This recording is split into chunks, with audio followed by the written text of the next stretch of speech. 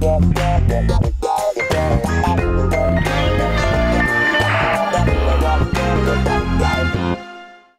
right, ladies and gentlemen, welcome, welcome within the International RFID Congress, and I'm very honored and pleased to welcome here on stage Justin PATTON from University of Arkansas. Welcome to Marseille. Thank you.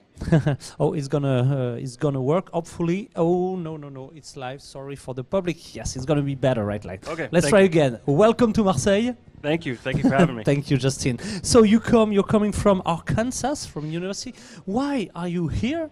And what kind of RFID project are you handling? Sure. So we are a research lab in the U.S. and we focus very heavily on UHF retail RFID.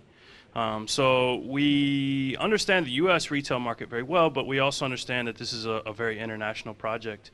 So it's always very interesting for us to come to France and other regions and learn what we can about how we can do our industry better back in the U.S. and maybe share some of what we've learned back with some other countries as well.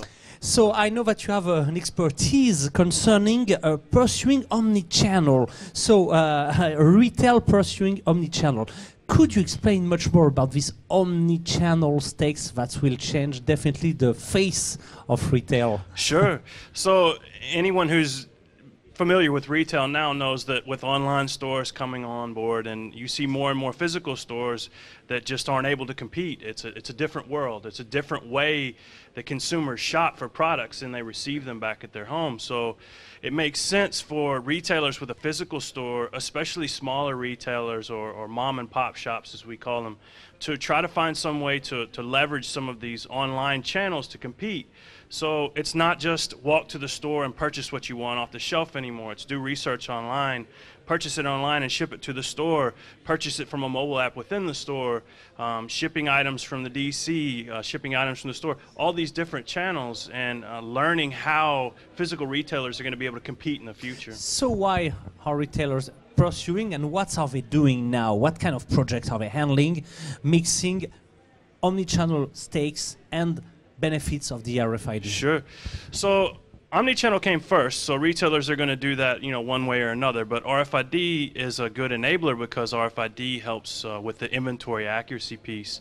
I'll give you an example. If you go to a store, you look online, you want to buy a certain printer at an electronics store. You look at the store's website, it says, they have 2 of them in inventory at the store.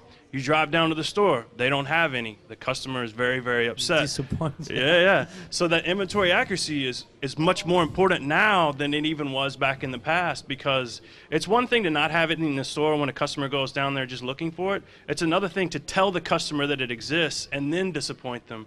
RFID helps increase that inventory accuracy and make it all come together and work. And it's create a convergence of all information available. All right, what is the current pace of retail adoption?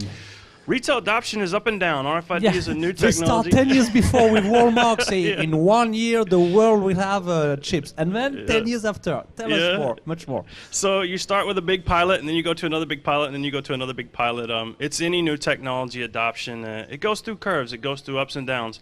The good thing is the ups aren't quite as big, and the downs aren't quite as low as they used to be. Especially in the U.S., we've got about 25 to 30 different retailers that have reached steady state, which is great because as they require their suppliers to tag, those tagged products are going into other retailer stores, and then they start their own RFID programs, so you get this bootstrap effect. Good pratique, as we say in France. Okay. Good practice. All right, so it's getting better. Are you optimistic for the future? Extremely. Extremely. It's good news for the whole industry here gathered here in Marseille. So, last question. How is international alignment important in retail RFID? International alignment is crucial, and a lot of times in the past you'll see retail RFID regions. So you would see a region in the US, you would see a region in the UK, you would see a region in France or Germany or whatever. But the reality is there's products being manufactured in Asia and South America that are being shipped to stores in France or the USA, and this is not a regional issue, especially when you're talking about a global supply chain and source tagging.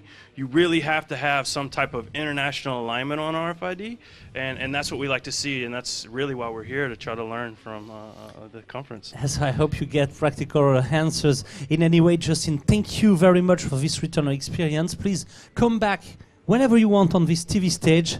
It was very great and amazing for the future, and hopefully next time we talk about worldwide experience. Okay. Thank you so much, Justin. All right, thank you. Bye-bye. Bye-bye. Cheers.